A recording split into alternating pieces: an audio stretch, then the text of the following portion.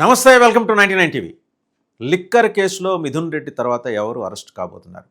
305 పేజీల charge sheet, దాదాపు 70 వాల్యూమ్స్తో కూడిన వేల కొద్దీ అనుబంధ పత్రాలు, అడిషనల్ డాక్యుమెంట్స్ ఇవన్నీ కూడా కోర్టుకి సమర్పించారు. సో దీంట్లో ఇప్పటివరకు 40 మంది ఇండివిజువల్స్, సంస్థలు, వీళ్ళందరినీ నిందితులుగా చేర్స్తే ఇప్పుడు తాజాగా మరో 8 మంది నిందితులుగా పేర్కొన్నారు. కానీ వీటిలో జగన్మోహన్ రెడ్డి పేరు లేదు.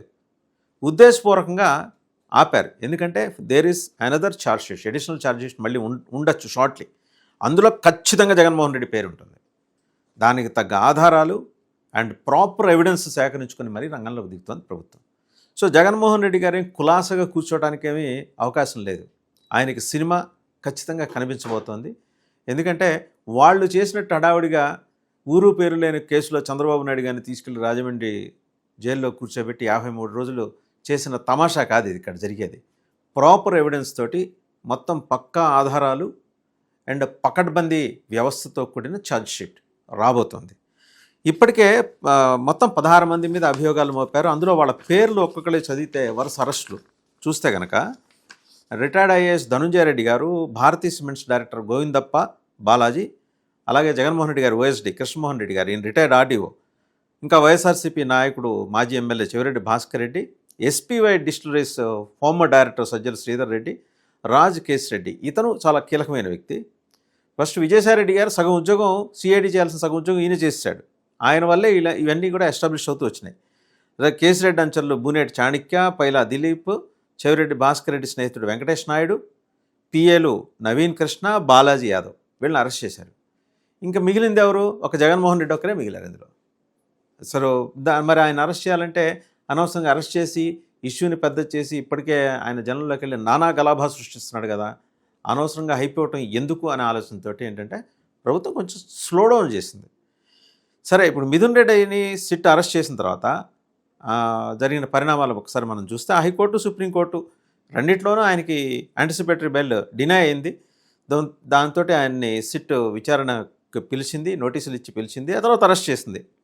మిథున్ రెడ్డి పాత్ర పైన పూర్తి ఆధారాలు ఉన్నట్టు సిట్ అధికారులు చెబుతున్నారు. ఉంటే ఉండొచ్చు, క్వైట్ పాసిబుల్.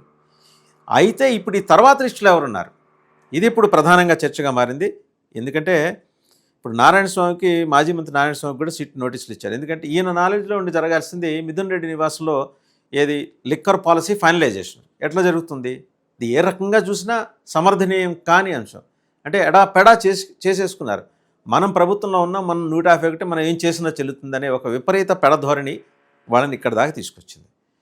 ఆయన excise prohibition and excise minister for prohibition and excise యాబ్సెన్స్లో జరిగిన ఈ లిక్కర్ పాలసీ వ్యవహారం ఇప్పుడు మెడక చుట్టుకుంది, వైసీపీ మెడక చుట్టుకుంది. అండ్ రెండో విడత విచారణకు హాజరయ్యేందుకు విజయసాయిరెడ్డి ఆల్రెడీ ఒక ఫేజ్ అయిపోయింది. సెకండ్ ఫేజ్ విచారణకి ఆయన టైం అడిగారు. ఇప్పుడు మిథున్ రెడ్డి అరెస్ట్ పైన వైసీపీ వాళ్ళు అనేది ఏంటంటే లేని కేసు పేరుతో రాజకీయంగా వేధింపులు. సహజంగా వాళ్ళు అంతకంటే అంటానికి లేకుండా మరి మిథున్ రెడ్డిని తీసుకొచ్చి అలా ఇన్కార్పొరేట్ చేయాల్సినంత అవసరం అయితే సిట్కి కానీ ఉండదు, గవర్నమెంట్కి కానీ ఉండదు.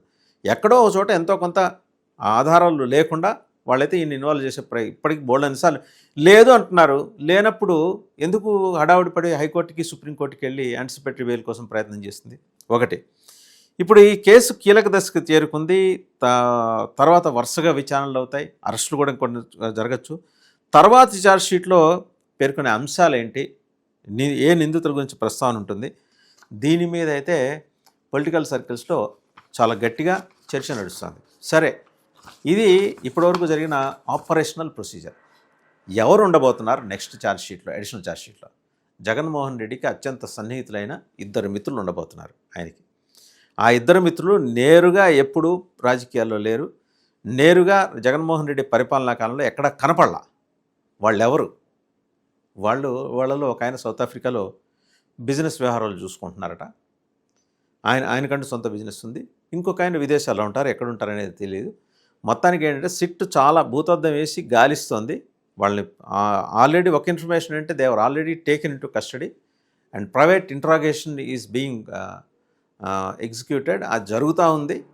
ప్రైవేట్ ఇంట్రాగేషన్ అంటే ఆయన ఆల్రెడీ అదుపులోకి తీసుకుని విచారణ జరుపుతున్న స్థలాలకు సంబంధించి నిక్కచ్చి సమాచారం లేకపోవడంతో మీడియా ఎవరు ఏం మాట్లాడలేకపోతున్నారు. బట్ ఇద్దరిని వాళ్ళ దగ్గర నుంచి చాలా కీలకమైన సమాచారం, జగన్మోహన్ రెడ్డి నుదుట చెమటలు పట్టించే సమాచారం అయితే వాళ్ళ దగ్గర ఉంది. అది కూడా తీసుకున్న తర్వాత అడిషనల్ ఛార్జ్ షీట్ ఫైల్ కాబోతుంది. నెక్స్ట్ మంత్ జగన్మోహన్ రెడ్డి గారు ఏదో అన్నారు కదా, సంక్షోభం అనేది ఆగస్టులో తెలుగుదేశానికి వస్తుంది, సంక్షోభం ఆయనకి రాబోతోంది.